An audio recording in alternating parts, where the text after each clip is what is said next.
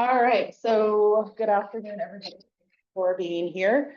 I want to introduce our new Public Works Director, Ricardo Victoriano. Ricky, for anybody that hasn't met Ricky yet. Very exciting to have the position filled and be working with Ricky. You want to say a little bit about yourself? Introduce yourself. Yeah, I'm just excited to be working in, I guess back in more towards my older roles in Public Works where I get to problem solve and kind of help out wherever I'm needed and have a little more involvement in the other departments in Public Works. Do you want to say what you did, maybe, because you said get back in your old role? Yeah, so I used to be in controls, so I was a control system specialist starting out here from 2019 until last October. And so I got to go back and forth between water and wastewater, finding problems or having problems brought to me and figuring out a new process to work around that. So, yeah, so now I get to do it in a little more than just computer. So. Oh. Okay, so at our last meeting, last couple of meetings, we've been talking about the streets management plan and potentially moving forward with certain projects. And then Denise had brought up when we have a town hall, we should incorporate the other public works areas in the town hall. So for the streets plan, really today, I just kind of wanted to talk about what we all think, especially because the mayor and Scott are here. How should we present the town hall? Like what do you guys want to bring forward? I think the goal of the town hall should be to hear citizens' priorities on what they think is important also. But with that, do we want to tackle public works, wastewater collections, wastewater treatment It'll plant? get too huge. Right, And we'll yeah, Try to keep it to an hour. Yeah. I would focus on one thing, at most two. Okay. Streets might be one, but I got a feeling people would talk about streets for an hour easily. yeah, Between the concept, speed bumps, fixing things that are gonna have to be done.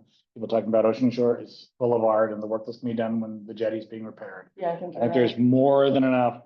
Then weed eating, weed maintenance, all of that, since we can't spray anymore. There's a whole host of issues that I think can be discussed and it will take well over an hour just to get to that. Yeah, But none of what he just said addresses the report that you just gave us. So at some point, we need to have council for sure with administration talk about how they want to proceed with that plan and what their how much they can bear to financially commit to for the future. do you think the town hall should be first so I that, don't. you know? I think the council and the administration needs to kind of talk and get out a basic idea of what they think they might want to move forward with. And then once you have, this is my opinion, but once you have some ideas of what's palatable to the people that spend the money, it's the citizens' money, but we've got to kind of give them some, we're thinking maybe this or this, and then get input. Otherwise, it's just a free for all of no focus. Yeah, I agree, and I'm just wondering whether it's a study session for the council. Yep. Because I do think taking the streets, which was my point before, just out of context without looking at the infrastructure report we have. I mean, you're competing for funds. So if you say we're gonna do this in, the streets, then what about all of those things that came up as critical in the study of our infrastructure? So I think we should really, maybe the best way to deal with council, because I think it's more than a 5-10 minute discussion at a council meeting, is to just take a look at the whole thing. Yeah. I know it's another meeting, but I'm not sure how else we. It's big enough a topic that. I think it is. And I haven't ever attended or been a part of a council study session, so Nicole, you can help me with that. Sure, because I have to. Do you? We'll figure it out. Okay. So Ricky and I will get with you to get that scheduled.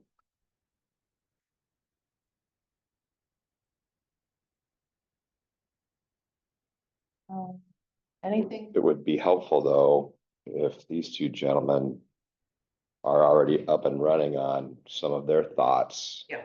Because again, we don't need to just have a meeting just to talk and go in circles. Yeah. We kind of need to have an outline and, you know, administration is thinking that this would be a good goal based on what other cities do. Based on that company we hired, they say most cities are in this area. We think that's a reasonable thing. Based on their study, it's going to cost us about this. We think we have an avenue to pay for it with this. You know, we do our best to narrow the scope of the meeting, so we actually maybe accomplish something. Yeah, and I think, going through the report is like 132 pages, so we can Ricky and I can come up with Alex and work on here are the bullet point items, here are the options, those kinds of things, and we can print reports out of the Drive website as well. So that'll be helpful, options wise, cost wise. But Yeah, and I think we need to do that for the facilities too. Yeah. Just kind of an overview of the studies and then what are the critical areas? And absolutely, we need, Frank and Scott's input on that. And way you finance as well, because obviously we need. Yes.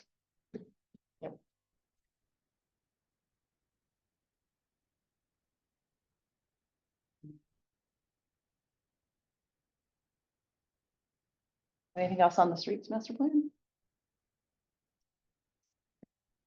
I'm sorry, Anything else on the streets master plan? no, we just need to focus up and give ourselves some direction on, we're either gonna procrastinate for another 2 years or we're gonna actually have a plan.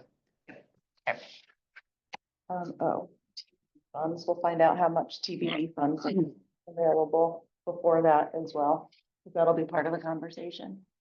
Well, that whole fund would be used up if we actually went with their plan with, keeping the streets at the same level, so. Yeah, but it'll, help to know how much we bring in every year with the TBD Yeah. taxes. Like and- $500,000 to $1 million. Yeah, and use it to plan out the projects in the future over the next couple of That's years. what So we that, would want to do. yeah, we've got the plan instead of just the, Mhm. like you said, we don't want to leave the meeting with well, let's find out for sure how much money comes in and stuff like that. Do you know, Mhm. that's a sales tax, correct? That's on the transportation. The income is from the sales tax? I thought it was from the gas tax, but I'd have to ask Sarah to be. I think it is from the gas tax, but Well, gas tax is about 10 grand a month, basically. From the county. Okay, I'm referring to what the city collects. Okay, so you're talking about a county, I think it's gas tax. Okay. I could be wrong, but I think. For some reason, I thought we had a sales tax where we had done a tick of like, point something percent. Because one of the questions that's gonna come up is based on everybody's ideas of what we should keep the city at. We have to talk about revenue sources rather than not just what we're getting, but if we wanted to increase a revenue source, what would the best way to be, At least with the sales tax, you're getting tourists and things to help subsidize the locals. it'll be serious input. Yep. Read that. Okay, that's all I have on the agenda. Do we want to address the email we got earlier about the backflow device for the city? Sure, yep. So, coming to council tomorrow, we have two, and then I can just give a couple more project updates too. But we have two really good, infrastructure, water sewer projects that are coming to council for approval tomorrow. But I will let Ricky address that. Yeah, so, the backflow on the wells, each well was installed with a check valve. So the difference between a backflow device and a backflow assembly is a backflow assembly is a reduced pressure backflow assembly or a double check valve assembly are like the two most common. And they're testable. You can tell when they fail, you can tell when they're not working right. The one that we're proposing to install on the raw water line will be the highest degree of protection besides an air gap. And instead of going through and replacing each of our wells, check valves, because we don't know which one failed, there's no way to test it. You know, I mean, you could sample each one and see which ones might have a trace of this chemical left in it or whatever it might be, but, you know, the chances are that, any of those that would have had the chemical, that chemical's been used up. It's, you know, it's not like our pumps only run when the wells run, so there's a timer set up to it, so there's a smaller degree of filtration that we haven't really been able to quantify, but this is definitely, we found out, I believe it was when we were doing our sanitary survey with the Department of Health. We were doing our walkthrough, and I was showing him all of our sample points and realized that our raw water sample point had a vacuum on it. So that was one of the corrective actions in our sanitary survey, was going through and either replacing all the check valves. I think that was the option, was replacing all of the check valves on our each well individually. And so even the wells that we don't use, and that just would have cost a lot more than doing one right before our chemical injection, to where no matter how many wells we put in the future, we put a check valve on it and it's fine. And you know, anything else that's going to be tapped off of that raw water line in the future will be protected from that chemical injection. So that's the goal. That's the goal with this one. So when was that, when did we find this out? I think it was July, Okay. something like that. And so, So this has we've not been been- going on since 2022 and before. well, so I don't know when it started, but we noticed it in July. Okay. And I've been working with Joe with the Department of Health. And we were going back and forth for a little bit, trying to figure out what the best route would be.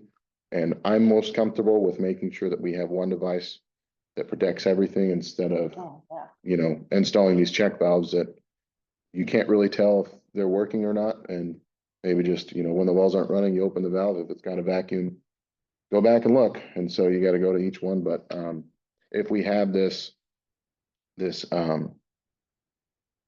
RP installed, I think that'll be best for protection of our wells and any future wells with that chemical injection there.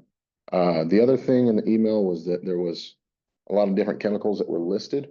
The only one that has any possibility of getting into the groundwater is our potassium permanganate. Everything else is protected by an air gap, which is the highest form of protection because there's no failure to it. So aside from that, that's our only concern there. And we do monitor our groundwater monthly for contamination, and that's in the form of E. coli. So obviously potassium permanganate wouldn't really cause that, but it is monitored monthly. And What is that chemical used for? That you just, potassium permanganate, it oxidizes the water. So our raw water has a kind of like an egg smell. yeah, And so it'll oxidize the water, and it reduces a lot of the manganese and iron in the water. what's the harm? What's the realistic harm if some slight amount of that product went back into the groundwater? It's my understanding that it would just oxidize the water. So It's actually something we're already doing, yeah, essentially, So it's that would probably be, almost. you know, I'm sure hydrologists could go into a huge conversation on that, but to my knowledge, most of it would be, you know, obviously if you have so many organics in the water and only so much permanganate, it's going to be used up within a short amount of time. So other than the fact that you're already working on a solution that's gonna be smart, the harm that we've done is literally zero. We haven't been able to see anything that is at harm because of this, but it's definitely something that we're working on before any of that does happen or could happen. But yeah, so. It's nice to get both sides of the story, so the mm, shock value is eliminated. Yeah, I think that was all I had there, but yeah, the big thing is we want to install a device or an assembly that will be able to test and ensure that it's operating properly instead of just having check valves that sit 4 feet below ground. What do you feel your ETA is for the installation? That would depend on whoever is awarded the bid. I think it's Roglins, was Roglins a I little think bit? it was Roglins or a different construction outfit. Iron Oh, Creek, Iron Creek, yeah. who we haven't worked with before, Yeah. yeah, so that's exciting. And the bids came in like 39,000, 41,000, 43,000. So they were all really Yeah. close together.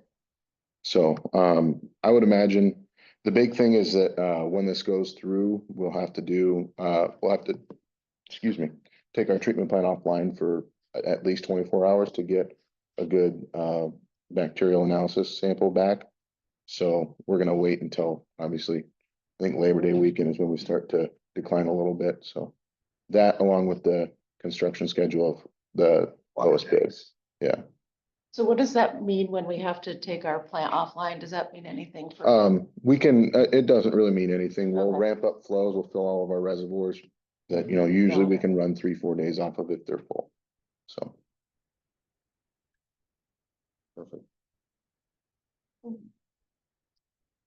Other project updates, the two big ones, the clinic and the fire station modular move. The clinic is on schedule to be, I'm gonna say mid-October for construction completion. Contractor thinks it's gonna be the end of September, but I always like to add 2 weeks to the bigger project, so I'm looking for mid-October.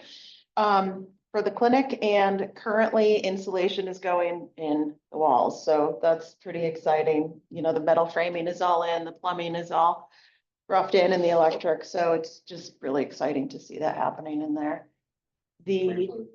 Yeah, sprinklers are in. For the modular, they also have mid-October, so I'm putting end of October. And then keep in mind too, these are dates when, like, the contractor for the clinic will be done with his construction, but then the hospital still has to come in and set up all of their supplies, tables, computers, all of those things. So it'll be probably another month or so before it's actually up and running. And then same for the fire modular, his part will be done, and then we'll get the inside set up for the fire people to be able to stay in there and do their thing. The freshwater waste treatment is done, that's complete. Terry McNabb from Aquatechnics will be putting together a report for us, as well as Herrera, who's helping project manage the treatment. They'll put a post report together for us as well. And we are working on scheduling the freshwater waste town hall also. We'll probably have 2 in September, one for this streets and one for the fresh waterways, which will include the stormwater rate study for that one. So that's exciting to have come out because that's got a ton of the water, wastewater and sewer collections projects in it. That's when we're gonna be, hitting that one hard. The 2 1 million gallon water tanks, DN tanks, is almost done with that project. They look brand new. They look really good. There's a vent, the dome vent at the top of one of the tanks shipped. Did it come in? I think maybe it It came in on Friday last Came week. in, okay, it came in on Friday, so that was a little bit longer for them to get, so they're behind schedule, but they will have that done in a week or 2 and clean up and demobilize. So that was a good project. Wastewater treatment plant, the head screen is now being manufactured. That passed at council a couple weeks ago. And the head screen is the item that collects the big things. It's a screen that collects the things that are flushed, that shouldn't be flushed before they go into our wastewater treatment system. And convention center soffit painting should be done in about 3 weeks. They are back working on it. They just have a little bit of the upper soffit left to do that faces west. And the convention center sign is also being made right now. So we've got a new sign coming in, the electronic sign, and it looks very similar to the one we have now, but it's gonna have a lot more bells and whistles that George can program into it. That's another good one. Are there any other projects you guys want updates? Water tower project coming online. We don't have another water like reservoir project. No, we cleaned it this year, Mhm. but we don't have another project. So we're good for a few Yes. years. Yeah, we're good for a few years. I would say I mean, I know we do need to look back into repairs for the 3 million gallon one. And so that'll be something that we'll talk about when the sewer rate study comes, maybe not sewer rate study. We have to come up with funding for that. I think there's 800 and some $1,000 in the budget for it, but it's gonna come back in The 1.5. The 3 mil, I think we Yeah. have 1.8 million for repairs and recoding, or repainting. But I think it was the estimates came in Really much high, in- much higher. a much higher. And I think a better option at that point would be replacement. That's what we talked Because about. we yeah. also have a seismic retrofit grant that we're applying for. And if we, kind of lump that higher estimate in with any repairs that would be necessary for that seismic retrofit, it would be a lot more cost effective to just replace the tank entirely. Are we gonna handle being down 3 million gallons of water? We do it pretty often, once a year. We would have to plan it. So, for our, for our, to clean it out, we'll drain it down to about 2 feet, and then we open up the hatches and we pump everything else out. And we put it into a bypass for about 2 weeks when we do that. We just bring our field reservoirs up a little bit higher, so usually we'll keep about 30 to 40% in normal operation of everything together for total storage. But obviously that can change pretty quick, so we shoot for, low flow times, so dead of winter. I think usually we do that tank in January, but we wait until about mid-January and get the New Year's rush over with, and then we can afford quite a bit of downtime for that, so. How are grants going? Well, you mentioned that. I recently applied for just a small grant from Grays Harbor Community Foundation for upgrades for the baseball field. And the weeds had grown back up and it got in a pretty sad state. And we were able to get it scraped off last week. It looks great. The booster club at the school is buying some field dirt, and that should arrive maybe this week or possibly next week. We can get it spread out. Looking to get some fresh paint on the foul poles within a couple weeks. Hopefully, depends on the availability of Alex's people. He's kind of got some issues right now, but hopefully we'll be able to do that. Purchase some bleachers, so we increase the seating capacity. So there was just one set of bleachers there, and that fills up pretty quickly. And if you don't know, the high school baseball team uses our field at North Bay and they will continue to use it going forward because they don't have one that they can. Work with. We got junior league too. Oh, and junior leagues too. We're trying to get, the goal is to get more leagues to use that field and ultimately attract tournaments.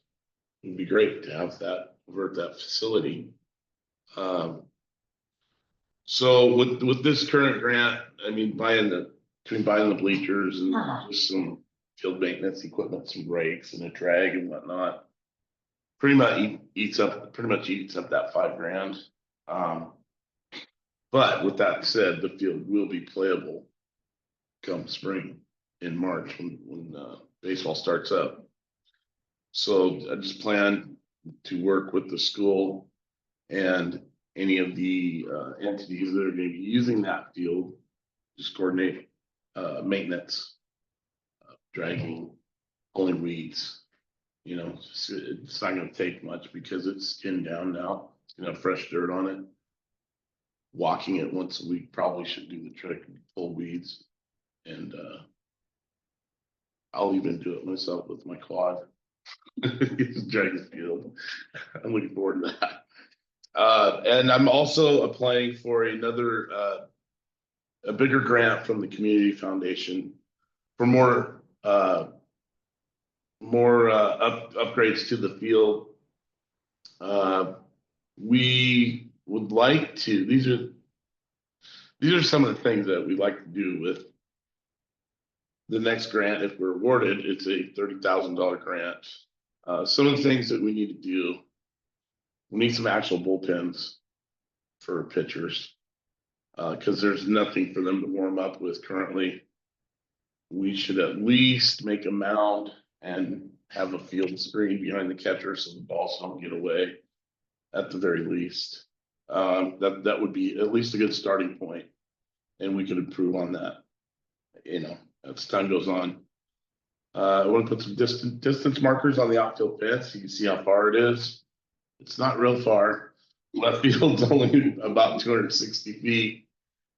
So looking at some netting there too, to go up on top of the fence, just to keep balls from going out on the road out there. It's a little further out in the other field, so that won't be as much of a problem. I'd also like to get on top of the fence some yellow plastic. It's a cover that goes along the fence, and it's for safety, and it looks good too. We'd also like to extend the backstop up to keep more foul balls from going out. Couple storage sheds. We got to hold that somewhere and have to store our equipment for the maintenance and some sheds somewhere. So I'm looking at a couple of plastic sheds. And the big thing that I want to do, and I said this for last, I'd like to make a hand operated scoreboard where you're actually hanging the numbers on the scoreboard. That's gonna be really. And I saved it for last just in case there's any carpenters that want to step up and help out. I don't think there's a lot involved in it. It's just gonna take some ideas as far as the numbers go. Otherwise, it's basically a couple pieces of plywood and a few 4x4s, you know. But you know, I think it would be both aesthetically, and it also gives maybe some of the younger kids something new out there, you know, to be involved. Maybe little brothers or something. They can hang the numbers every time they run sport or something. Try to make it have like a professional look to it, but at the same time, kind of have a hometown baseball field feel to it as well. So like I said, ultimately we'd like to get more teams to use it, especially younger ones, and then potentially draw in a tournament or two or three this summer. That would be really, really cool, I think. So those are my grant focuses right now. How are you doing with the big parks one? Is it from the The state? RCO, I actually had a meeting on Friday. That's gonna be a tough sell. Why? Because it's gonna cost a lot on our end. It's a 50% match. 5-0? Yes. $150,000 match. I asked her. Can you tell me what grant you're talking It's a about? RCO. It's gosh, I forgot the. Recreation, something or other. Recreation, Yes. conservation, outdoors, something like that. Yes, I deal with so many acronyms. It's crazy. Anyway, there's several different categories, and this particular category is for youth athletic fields. Okay. The vision was to make that field, that baseball field that I was just talking about in North Bay Park, Mhm. all turf Oh, and okay. multi-purpose. So you do soccer, lacrosse, softball, baseball, maybe a football practice or something there. That was also gonna be new playground equipment. There's a whole host. Yeah, I mean, there's so much more you can do with it, but I think that a turf field would probably take care of that grant. The grant was a 1.2 million grant. We don't qualify for like a underprivileged or, No, and I made sure she confirmed that for me, the person I was working with, from the program. And she said we do not qualify. We are straight up 50%. The question I didn't ask that I can ask later, I mean, do we need all of that money? Or can we make a smaller request that would have a smaller match? We can, I'm sure there's no, Right, you know, there's no rule against that. because we do have some cost share potentially we could already use, the money that we've already put into upgrading the baseball field. And if we can count that as cost share for it, then, you know, if we were to do a much smaller ask, that might be possible. I Yeah, just don't know what, you know, if we really need $1 million to be put into North Bay Park. well, I know that's why I say it's a tough sell for that. Can you ask them if the grants that we're getting from the community foundation can count as part of our match? This was a Is that what conversation you're I was saying? gonna have. I was gonna have an offline conversation about the Yeah. Hawk grant process, and I was gonna bring you and finance into that discussion along with. I did ask her that this morning about using funds from other grants. And Yeah. she said, absolutely you can. I understood you could as well, but I didn't know you knew that already.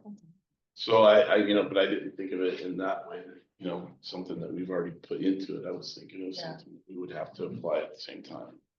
But she said that that is a possibility that we could use other grants to help fund it. Mhm.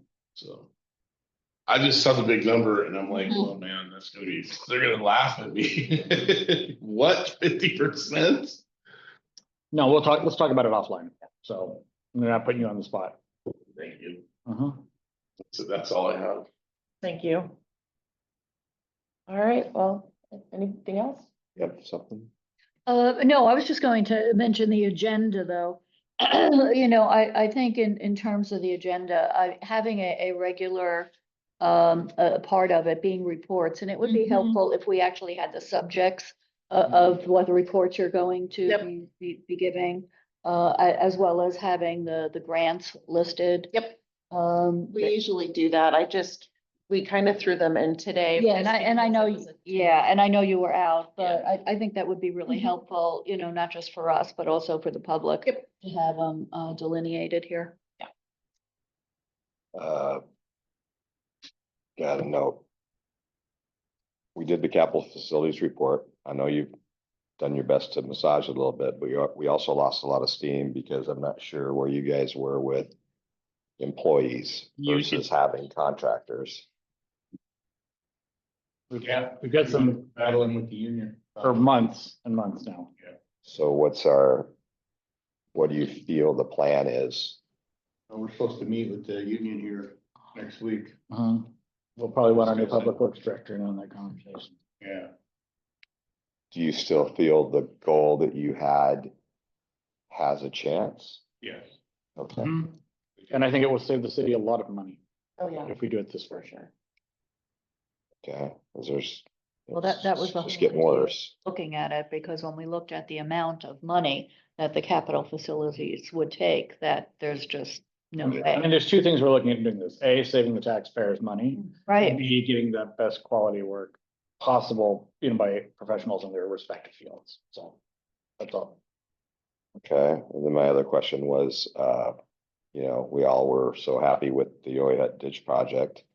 But now it looks to me like we're in the maintenance part of things. What's the reality of actually people getting in there every so often to actually clean it out again? That's actually gonna happen. Yeah, very soon. that is gonna happen. Yeah, so I don't know if Ricky has been brought into the conversation yet, because I was out, but the street department crew will do the maintenance again this year, and we want to clean it out when there's the least amount of water in it. So end of August through mid-September is when they'll be in there cleaning it out. Are you gonna do the whole run that you already did or just portion of it? Well, they'll start, I think we need to just do the whole run every year. So, Okay, so that is your goal then. Okay, We got the summer helpers that can run the weed whack. Uh-huh. yeah, and we've got two people who are trained in the fish exclusion, and we have all the materials and supplies to do that, so. technically I'm a neighbor now of it and I've noticed it really went crazy this year. It really grew a lot. Yeah, Surprised. and it is at the time frame for the fish also. When the water goes down, there's less fish, they go to deeper water. If they were, It can if be- they were ever even there. Yeah. But you did. Well, they caught a few, We did. so that was the end of that, yeah, I've seen them, they're famous. Yeah. Got pictures of them. All three of them. Just go back and then, is that what they're called? No, it's the Olympic mud minnow, the Olympic mud minnow, but they look like it, but they got a little stripe, so it's like little It's tigers. less traumatizing to the wildlife department to scoop them up and put them in a bucket. And then do your work than to just go ahead and do your work and leave them in. You can also shock them and then pick them out. Yes, we don't do the shock. No, we don't do, method. let's not do that. I'm gonna put that on the no burner. It seemed kind of odd to me. To see you throw them in a white bucket, that's less stressful than you working around a little creek there, whatever. Ditch. Ditch, yes. Ditch. All right. All right, Okay, well, thanks, everybody. thank you, everyone. Good Mhm. one.